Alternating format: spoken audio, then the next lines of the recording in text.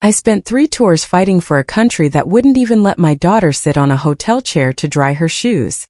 The rain outside was a vertical sheet of gray, drumming against the reinforced glass of the Grand Zenith with a sound like distant gunfire. Inside, the air smelled of expensive lilies and floor wax, a scent that felt like an insult to the damp, metallic chill clinging to my skin. I shifted my weight, feeling the squelch of water in my boots that had seen the dust of Kandahar but were now failing me on a sidewalk in Midtown.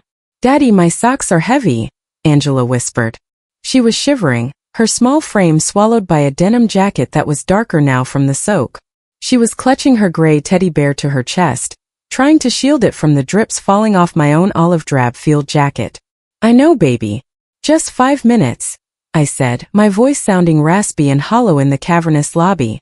I looked around at the marble floors, polished to a mirror finish. We were a smudge on a perfect painting. I could feel the defeated exhaustion pulling at the corners of my eyes, a weight heavier than any rucksack I'd ever carried. I just needed her to stop shaking before we went back out to find a spot under the overpass. That's when the clicking of Italian leather soles against the marble cut through the ambient hum of the lobby. Jacob Voronoff didn't just walk. He colonized the space around him. He was draped in a navy suit so perfectly tailored it looked like armor, a crisp white pocket square peeking out like a taunt. His black hair was slicked back, sharp and severe, matching the stern, judgmental profile he turned toward us. Behind him loomed Sean S. Parker, a man built like a mountain in an all-black suit. His neck tattoos peeked out from his collar like a warning sign. "This is not a shelter," Jacob said. His voice wasn't loud, but it had the cutting edge of a man who had never been told no. I straightened my shoulders, trying to find the soldier beneath the grime. "We're just drying off, sir. 5 minutes and we're gone." Jacob's eyes raked over my unkempt hair and the frayed cuffs of my jacket. He looked at Angela, and for a second I hoped for a flicker of human decency. Instead, his lip curled. "You're a blight on the aesthetic of this establishment. Get out before I have security drag you through the mud where you belong." "She's cold," I said, my voice dropping an octave. "She's an eyesore," Jacob snapped. He stepped forward, his movements sharp and impatient. Before I could even register the intent, he reached out and shoved Angela's shoulder. "Move." It wasn't a heavy blow for a man, but for a 7-year-old girl standing on slick, wet marble, it was enough. Angela's boots slid, and she went down hard. The sound of her knees hitting the stone echoed like a crack. The gray teddy bear skittered away, landing in a puddle of rainwater we'd brought in with us. For a heartbeat, the lobby went silent. Then the sobbing started. A ragged, terrified sound that tore through my chest. I felt the world tilt. The defeated exhaustion evaporated, replaced by a cold, white-hot roar of adrenaline I hadn't felt since the valley. My hands balled into fists, the scars on my knuckles white. Sean, the enforcer, sensed the shift and stepped up, his athletic frame tensing, ready to neutralize the threat I had suddenly become. But the violence never came.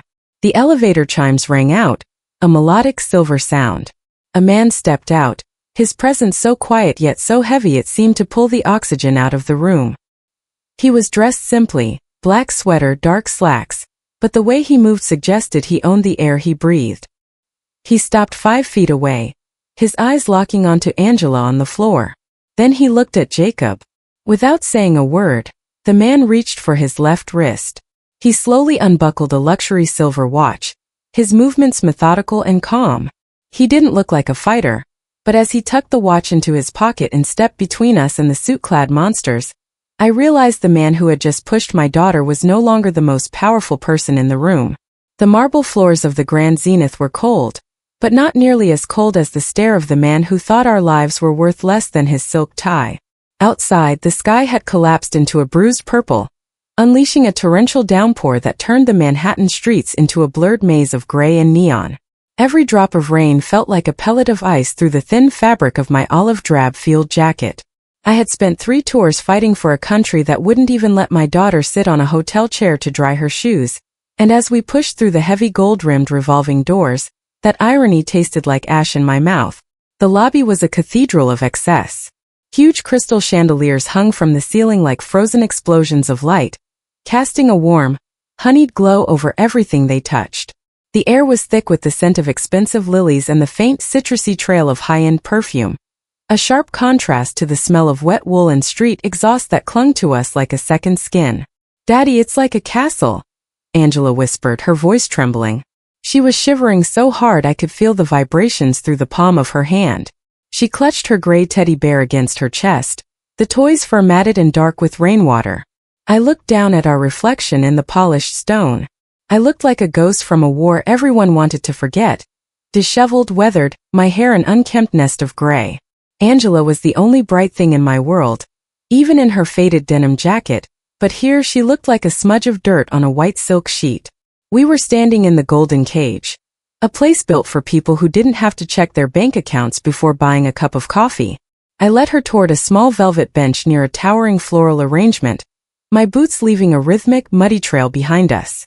Every squelch of the leather felt like a shout in the library quiet atmosphere. I just needed 5 minutes. 5 minutes for the numbness in Angela's toes to fade. 5 minutes to wring out her socks before we headed back into the dark to find a subway grate or a crowded shelter. "Stay close, baby," I murmured, sitting her down. She huddled into herself, a small damp island of poverty in a sea of gold. I watched the elite move around us. They glided like they were on tracks, draped in cashmere and confidence. They didn't look at us with pity. They looked at us with a clinical sort of disgust, the way one might look at a crack in a pristine windshield. I held my head up, trying to summon the ghost of the sergeant I used to be. But the defeated exhaustion was a heavy cloak I couldn't seem to shed. I was a protector who had failed at the most basic mission, providing a roof. The peace didn't last. The heavy silence of the lobby was punctured by the rhythmic, aggressive strike of expensive heels and Italian leather. I looked up and saw the manager whispering urgently to a man approaching from the elevators. He was a vision of predatory success, navy suit, white pocket square, and a silver watch that caught the light with every arrogant swing of his arm. I pulled Angela closer, feeling the familiar tightening in my gut that usually preceded an ambush. We were in the most beautiful room in the city, but as Jacob Voronoff locked eyes with me, I realized that for people like us, there was no such thing as a sanctuary. We were just trespassers in a world that had long ago decided we were invisible. The heavy silence of the lobby shattered the moment Jacob Voronoff reached us. He didn't stop at a polite distance. He invaded our space, bringing with him the suffocating scent of expensive cologne and cold authority. I stood up, my knees popping from the damp chill, and stepped in front of Angela. I tried to pull the tattered edges of my field jacket together, a futile attempt to hide the man I had become from the man he thought he was. "I believe I told the manager to clear out the trash," Jacob said, his voice a low, jagged blade. He didn't look at me. He looked at the muddy water pooling around my boots, his lip curling in a sneer of pure, unfiltered revulsion. "This is a place of business, not a charity ward for the broken." "We aren't looking for charity," I said, my voice steady despite the roar of blood in my ears. "My daughter is cold. We just need 5 minutes to dry off." Jacob finally flicked his gaze to mine. His eyes were like chips of flint, hard, gray, and devoid of any heat. "You've had your 5 minutes. Now get out before I have my associate show you how we handle trespassers." Behind him, the enforcer, Sean, shifted his weight. He was a wall of black suit and silent threat, his hands clasped loosely in front of him. He looked at my old army jacket, then at my eyes, and for a split second, I saw a flicker of something, not pity but a grim recognition. He knew a soldier when he saw one. But he was paid by the man in the navy suit, and his loyalty didn't extend to veterans on the wrong side of a velvet rope. "Daddy, I'm scared," Angela whispered, her fingers digging into the fabric of my trousers. She was still clutching that gray teddy bear, its matted fur a pathetic contrast to the opulent floral arrangements surrounding us. "It's okay, baby," I murmured, never taking my eyes off Jacob. "We're leaving." I reached down to pick up our small bag of belongings, but I wasn't fast enough for Jacob's patience. To him, our presence wasn't just an inconvenience, it was an insult. He stepped forward, his movements sharp and aggressive. "I said move," he snapped. He didn't aim for me. He aimed for the smallest, most vulnerable thing in the room. His hand shot out, a hard, impatient shove delivered with the casual cruelty of someone who never had to answer for their actions. His palm caught Angela square on the shoulder. It wasn't a life-threatening blow, but on the slick, rain-polished marble it was devastating. Angela's small boots lost their grip. She went airborne for a terrifying second before slamming down onto the stone. The sound, the sickening thud of a child's body hitting unforgiving marble, echoed through the vaulted cathedral of the lobby. The teddy bear skittered away, landing face down in a puddle. For a heartbeat there was no sound but the rain drumming against the glass. Then a sharp, ragged gasp escaped Angela's throat, followed by a wail of pure, startled pain. She curled into a ball on the cold floor, her face buried in her hands as the first sob broke. The defeated exhaustion that had lived in my bones for years vanished in an instant. It was replaced by a familiar, terrifying clarity. The air in the lobby seemed to thin, turning cold and sharp. I felt my heart rate drop, my vision narrowing until all I saw was the man in the navy suit, standing over my crying daughter with a look of bored annoyance. I took a step toward him, my boots clicking like a countdown on the marble. Sean moved instantly, stepping into my path, his hand reaching inside his jacket. The tension in the room snapped like a high-tension wire. "You shouldn't have done that," I said, my voice no longer raspy, but sounding like the sergeant I had been in the valley, a man who knew exactly how to dismantle a threat. Jacob just adjusted his white pocket square, his expression unchanged. "She was in the way. Now take your brat, Anne." He never finished the sentence. From the bank of elevators, a new sound cut through the air, the calm, deliberate chime of a car arriving. And as the gold doors slid open, the temperature in the room didn't just drop. It froze. The elevator doors slid open with a hushed, expensive whisper. From the gilded interior, a man stepped out whose presence seemed to command the very molecules of the room to go still. He wasn't dressed like the corporate warriors in their stiff armor of wool and silk. He wore a charcoal cashmere sweater and dark trousers, an understated look that screamed of a wealth so vast it no longer needed to perform.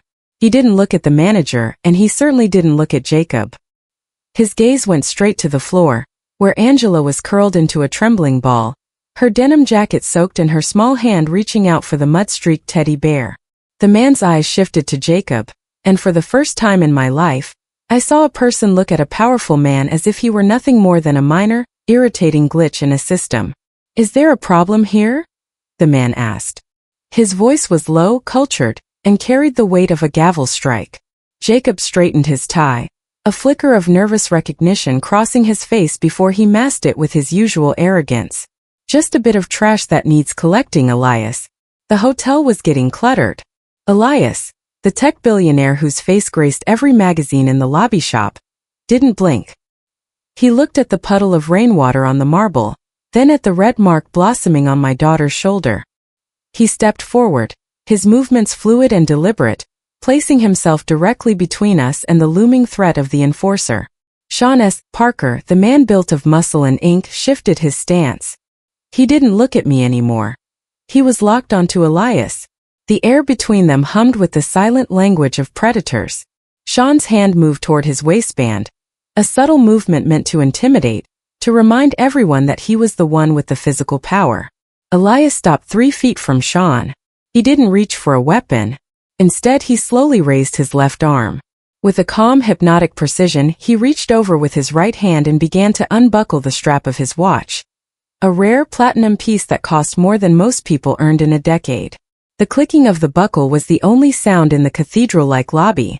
It was a ritual, a symbolic shedding of the elite skin. By removing the watch, Elias wasn't just protecting a piece of jewelry. He was signaling that he was stepping out of the boardroom and into the street. He was telling Sean and everyone watching that he was ready to get his hands dirty. "I don't like bullies, Jacob," Elias said, his voice dropping to a terrifyingly soft register. He slid the watch into his pocket, his hands now free, his posture settling into something deceptively relaxed yet coiled with intent. "And I particularly don't like men who put their hands on children." Jacob scoffed, though the sound was brittle. "Don't tell me you're siding with a vagrant, Elias. Look at him. He's a nobody.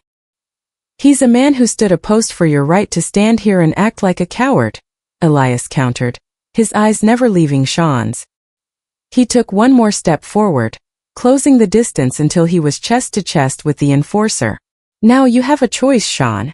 You can step aside and let me help this girl up, Or we can find out exactly how much your employer is paying you to lose your career and your freedom in the next 60 seconds. The enforcer looked at the billionaire's hands, then at the weathered veteran behind him. The silence stretched thick and suffocating. For a heartbeat, I thought the lobby would turn into a war zone. But then Sean's shoulders dropped an inch. His eyes flickered with a sudden, sharp respect as he looked at me, then back at Elias. Slowly, deliberately, the enforcer stepped back, yielding the floor. Elias didn't wait. He turned his back on the men in suits, knelt in the rainwater, and reached out a hand to Angela. "I've got you," he whispered, his voice finally breaking into something human. "And from this moment on, no one touches you again." Elias didn't just help Angela up. He lifted her into his arms, sheltering her against his charcoal cashmere as if she were made of the same rare glass as the chandeliers above us. He looked at me, his eyes searching my weathered face, acknowledging the silent, screaming protective instinct I was fighting to keep under control. "Mr. Padilla," he said, his voice a calm anchor in the middle of my storm. "Follow me." He turned toward the check-in desk, ignoring the sharp, indignant gasp from Jacob Voronoff, the hotel manager, a man who had spent the last 10 minutes trying to find a way to scrub us from the lobby, suddenly looked like he wanted to dissolve into the floor. "Elias, be reasonable," Jacob called out, his voice cracking with a mix of confusion and desperation. "They're homeless. They're a liability. You can't seriously be bringing them further into the hotel." Elias stopped at the mahogany counter. He didn't look back. "I'm not bringing them into the hotel, Jacob. I'm bringing them home." He looked at the manager, whose hands were trembling as they hovered over the keyboard. "The presidential suite. The top floor. Is it vacant?" It is, Mr. Thorne, but that suite is reserved for diplomatic envoys and—" "It's reserved for whoever I say it is," Elias interrupted, his tone as cold as the rain outside. "Check them in. Use the black card on file. And I want a full medical team sent up to examine the girl. Now." The manager's eyes darted to Jacob, then back to the man who effectively funded the holding company that owned the Grand Zenith. The choice was clear. Obey the man with the watch in his pocket or the man with the silk tie. He began to type with a frantic, rhythmic clicking. Jacob stepped forward, his face flushed a deep, ugly red. "This is an insult. You're putting a vagrant and his brat in the most exclusive room in the city? My associates stay on that floor. I stay on that floor." Elias finally turned, his expression one of bored finality. "Not anymore, you don't. I'll be reviewing your residency contract with the Zenith Group tonight. I suggest you start packing, Jacob. You've clearly outstayed your welcome in polite society." I stood there, clutching our single bag, feeling the weight of the moment. For the first time in years, the defeated exhaustion wasn't the only thing I felt. There was a spark of something else. Something that felt like the dignity I'd left behind in the desert. The manager slid 2 gold-embossed key cards across the marble. "Suite 5000, Mr. Thorne. The elevators are ready." Elias handed one card to me. His hand was steady, his grip firm. "This isn't just a room, Robert," he whispered so only I could hear. "It's a fortress. No one gets in without your permission. Not the management, not the police, and certainly not him." As we walked toward the private elevators, I looked back one last time. Jacob was standing in the center of the lobby, surrounded by his elite world. Yet he looked smaller than he ever had. Sean, the enforcer, was still standing there, but he wasn't looking at Jacob. He was looking at us, his head tilting in a sharp, silent nod of respect. A soldier's salute to a man who had finally found a foxhole worth staying in. The elevator doors hissed shut, cutting off the scent of lilies and the sound of Jacob shouting. As we began the long, smooth ascent to the top floor, Angela tucked her head into Elias's shoulder, her sobbing finally fading into a tired, rhythmic breathing. I looked at the gold card in my hand, then at the man who had traded his luxury watch for our safety. The golden cage had just become our sanctuary, and for the first time since I'd hung up my uniform, I knew the war was over. We weren't just the guest list. We were the owners of the night. The presidential suite was a silent expanse of brushed steel and warm walnut, but the stillness did not reach my bones. I stood by the floor-to-ceiling windows, watching the rain continue its assault on the city below. Behind me, Angela had finally drifted into a deep, exhausted sleep on a sofa that probably cost more than my last 3 years of disability checks combined. She was tucked under a cashmere throw, her gray teddy bear finally dry and safe. Elias was seated at a minimalist desk across the room, the soft glow of a laptop illuminating his face. He had been quiet since we arrived upstairs, his focused energy directed entirely at the screen. The silver watch he had removed in the lobby sat on the desk next to him, a reminder of the moment he chose to see us. 3 tours, Elias said, his voice cutting through the silence without looking up. The 10th Mountain Division. Bronze Star with Valor. Purple Heart. I stiffened, the old military posture snapping back into place. You've been busy, Mr. Thorne. I don't like not knowing who is in my house, Robert, he replied, finally turning the screen toward me. But what I found doesn't match the man I saw being pushed around in a lobby. According to the record, you were discharged with full honors after the IED incident in the valley. You had a housing voucher, a pension, and a caseworker. I looked away back toward the rain. The system is a machine, sir. Sometimes the gears just stop turning. It wasn't just a stop, Elias countered, his tone sharpening with a sudden intellectual fury. It was a systemic glitch. Your medical file was flagged during a database migration. Because of a clerical error in the VA's digital transition, you were listed as deceased in the housing system 2 years ago. Your benefits were frozen. Your voucher was revoked. Every time you tried to fix it, the computer told the human behind the desk that you didn't exist. I let out a short, bitter breath. Hard to argue with a screen that says you're a ghost. I spent 18 months trying to prove I was breathing. By the time I got a person to listen, we were already on the street, and the waitlist for a new voucher was 5 years long. Elias stood up, walking toward me. He didn't look at me with the pity I had seen from social workers or the disgust I had seen from Jacob Voronoff. He looked at me with the cold, calculating expression of a man who saw a problem that needed to be deleted. You spent your life being a shield for people who didn't even know your name, Elias said softly, standing beside me at the window. You followed the rules of a country that deleted you because of a line of bad code. And then you walked into a hotel to keep your daughter dry. And a man who has never bled a day in his life treated you like a pathogen. I just wanted her to be warm, I whispered. The glitch is fixed, Robert, Elias said, and for the first time I saw a flicker of a dark, predatory smile. I didn't just find the error. I bought the company that manages the VA's database migration an hour ago. I've already fired the executive who signed off on the acceptable margin of error that cost you your home. He looked back at the watch on the desk. Jacob Voronoff thinks power is pushing a child. He's about to find out that real power is making sure the world remembers exactly who you are. I looked at my daughter, her small chest rising and falling in the first peaceful sleep she'd had in months. The defeated exhaustion that had been my constant companion felt a little lighter. I wasn't a ghost anymore. The billionaire hadn't just given us a room. He had restored the man I was before the world decided I was invisible. The shadow of the hero I used to be was finally beginning to catch up to the man standing in the rain. The heavy silence of the presidential suite was broken by a low, rhythmic thudding against the outer door. Not a frantic pounding, but a measured military knock. I stood up from the window, my muscles coiling with a familiarity I hadn't felt in years. Beside the desk, Elias didn't look surprised. He simply nodded toward the door. When I opened it, Sean S. Parker was standing there alone. Without the predatory shadow of Jacob Voronoff looming over him, the enforcer looked different. The overhead hall lights caught the faded ink of a regimental crest on the side of his neck, partially obscured by his collar. He wasn't wearing his suit jacket anymore. His shirt sleeves were rolled up, revealing forearms corded with tension and scars that didn't come from gym accidents. He didn't try to push past me. He stayed in the hallway, his eyes scanning my face with a piercing tactical intensity.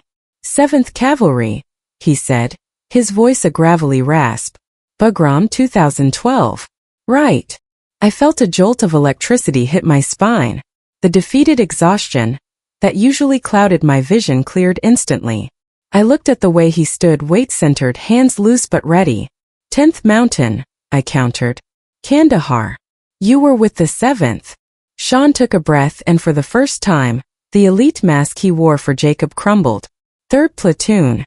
I saw your face on the screen downstairs when the boss started digging. I knew I recognized the posture in the lobby. I just didn't think I'd see a Bronze Star recipient wearing a jacket that was older than my career. He looked past me to where Angela lay sleeping, then back at me. Between us, an invisible bridge formed. A shared history of sand, cordite, and the bone-deep silence of the long watch. It was a language Jacob Voronoff could never speak and would never understand. Jacob wants you out, Sean said, his voice dropping. He's downstairs in the lounge, calling in every favor he has with the precinct. He's telling them a dangerous transient is holding a billionaire hostage up here. He's looking for a reason to have the doors kicked in. I looked back at Elias, who was watching us with a curious, detached interest. Then I looked at Sean. And you? You're the one he pays to do the kicking. Sean's jaw tightened. He looked down at his hands that were paid to be weapons for a man who shoved children. The paycheck is good, Padilla. It's the kind of money that keeps a guy like me from ending up where you were tonight. But I didn't pull 3 tours in the valley to come home and be the muscle for a coward who pushes little girls.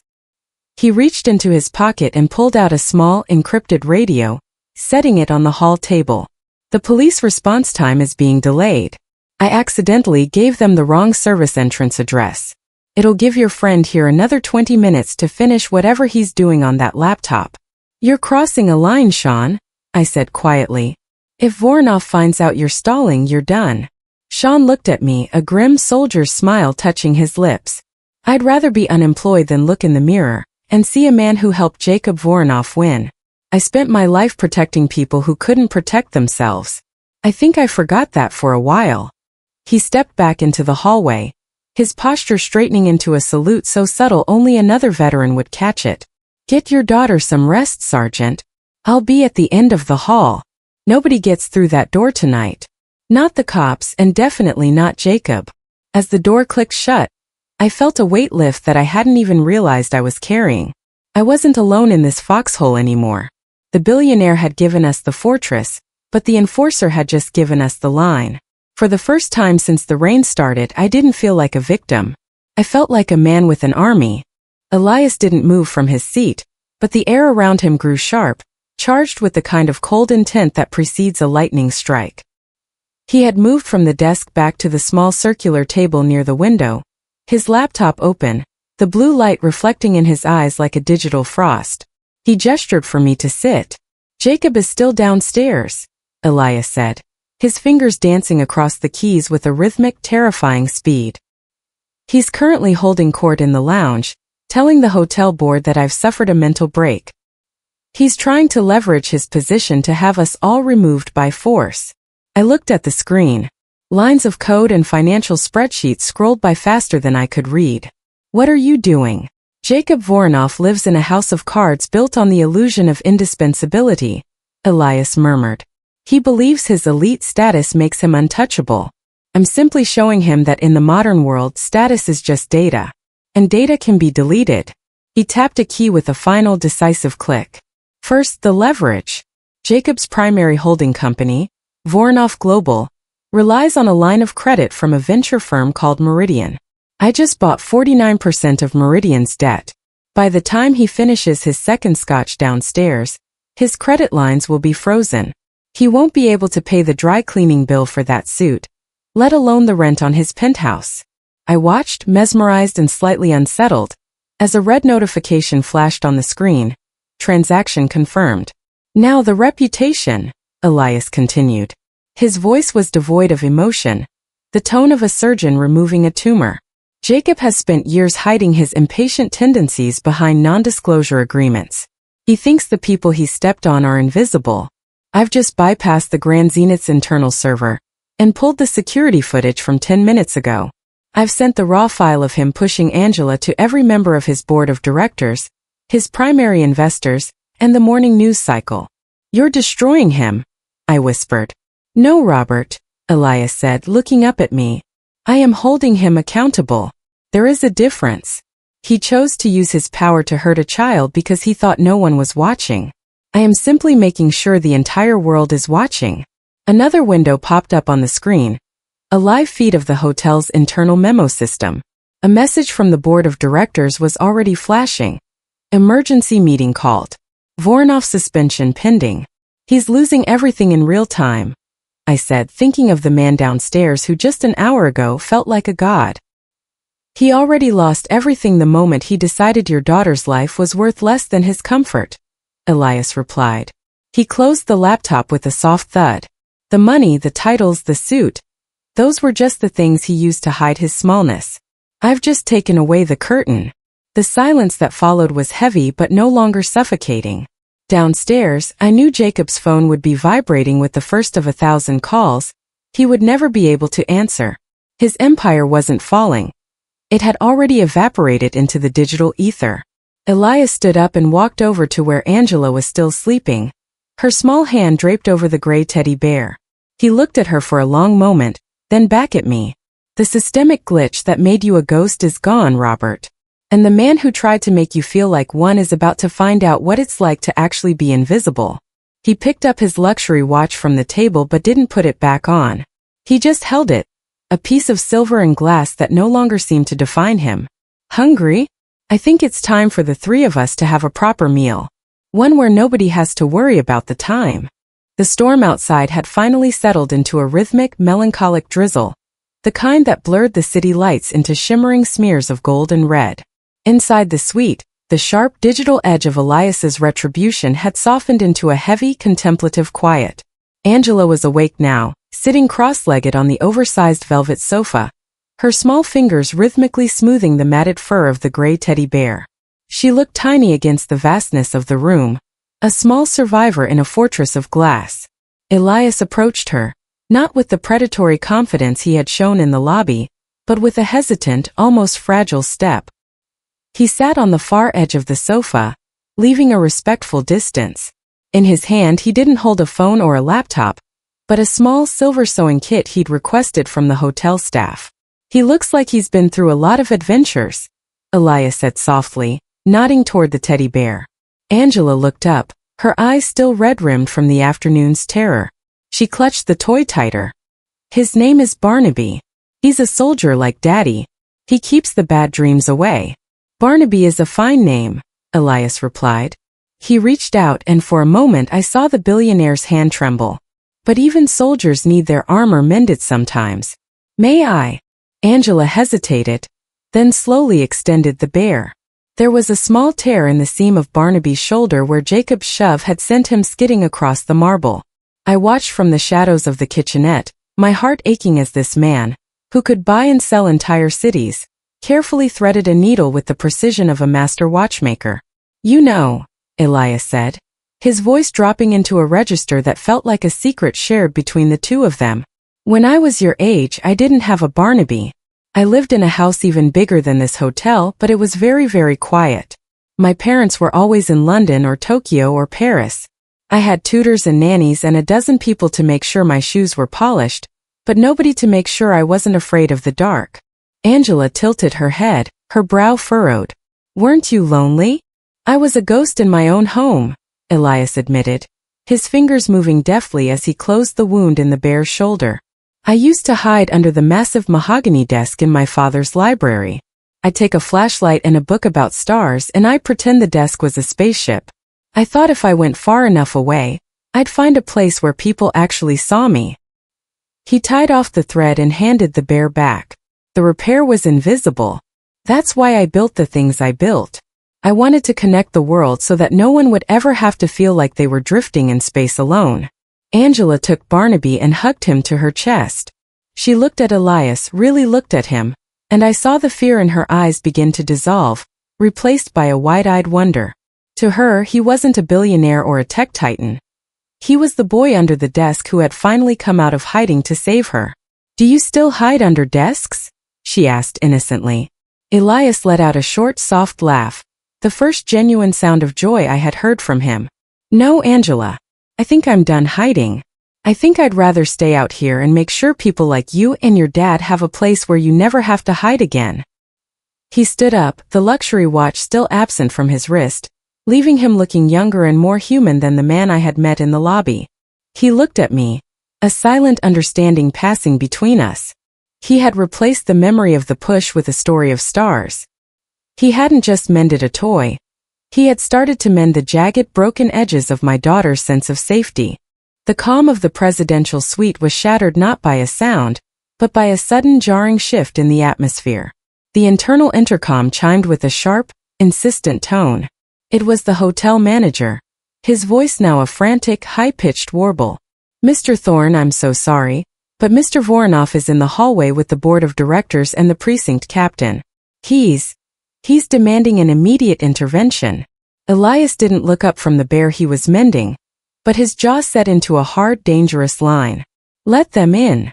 The double doors swung open with a violence that made Angela jump, clutching Barnaby to her chest. Jacob Voronoff stormed in, flanked by 3 men in somber charcoal suits, the hotel board, and a police captain whose expression was a mask of professional discomfort. Jacob looked like a man unraveling. His silk tie was loosened, his hair was no longer slicked back, and his eyes were wild with a desperate, cornered energy. "There!" Jacob shouted, pointing a trembling finger at me. "There is the threat. You see? Elias Thorne has lost his mind, harboring a vagrant and a trespasser in our flagship suite.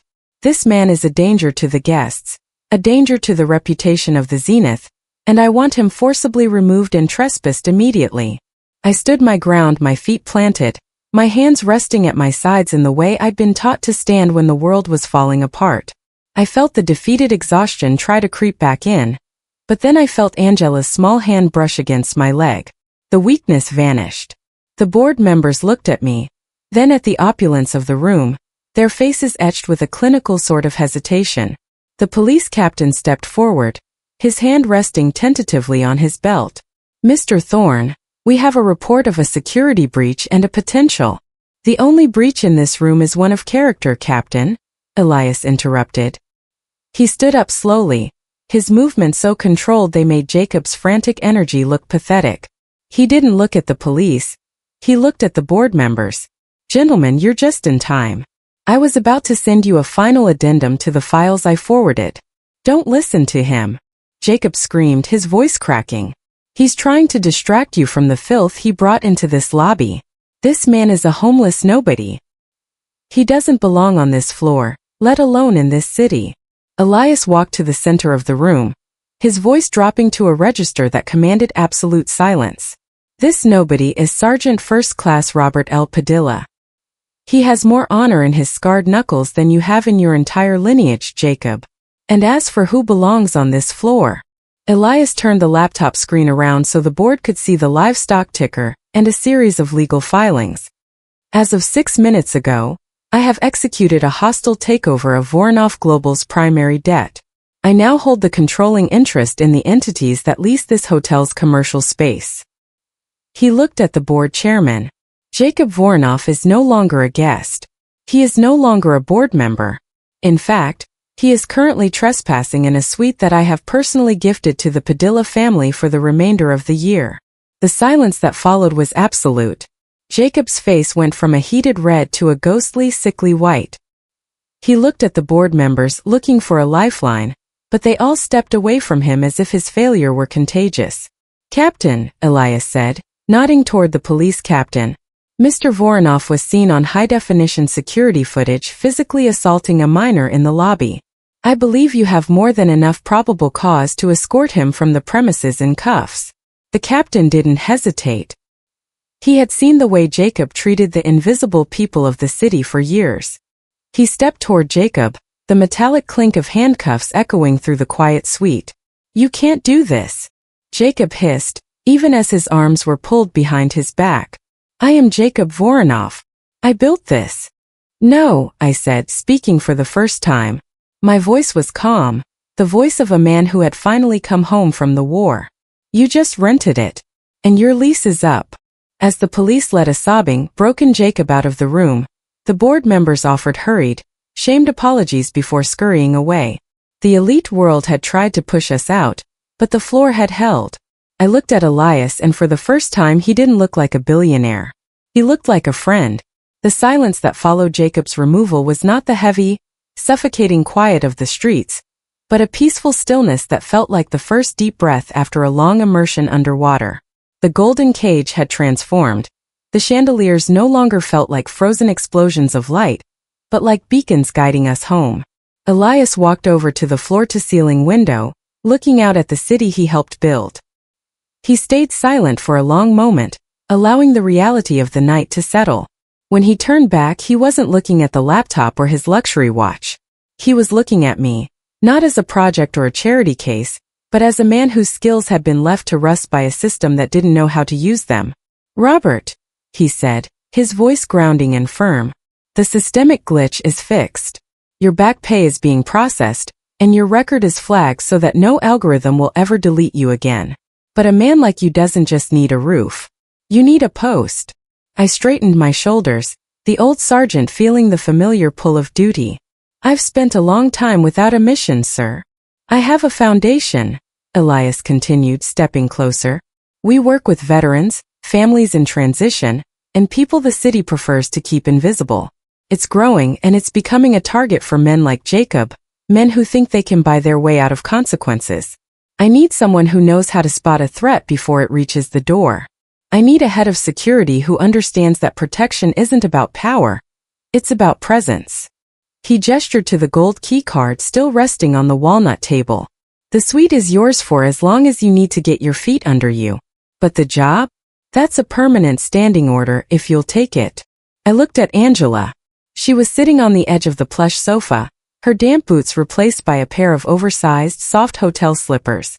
She was finally eating a simple plate of fruit and sandwiches the staff had brought up. She looked up at me and smiled, a real bright smile that didn't have a trace of the shivering fear from the lobby. "Daddy," she asked, her voice small but clear, "can we stay here tonight? In the castle?" I felt the last of the defeated exhaustion break apart and drift away. I looked at Elias and gave him the only answer a soldier gives when he's finally found a cause worth fighting for. "I'm ready to report for duty, sir." Elias nodded, a sharp, respectful tilt of the head. "Good. Get some sleep, Sergeant. Your watch starts when you're ready."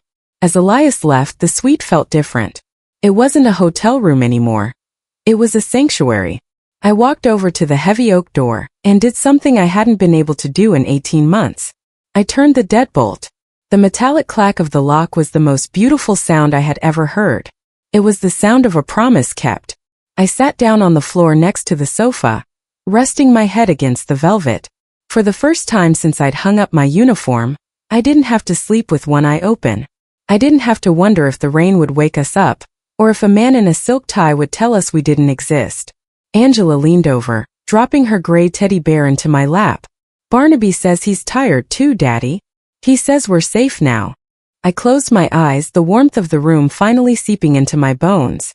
We had entered the hotel as trespassers, ghosts in an olive drab jacket and a denim coat.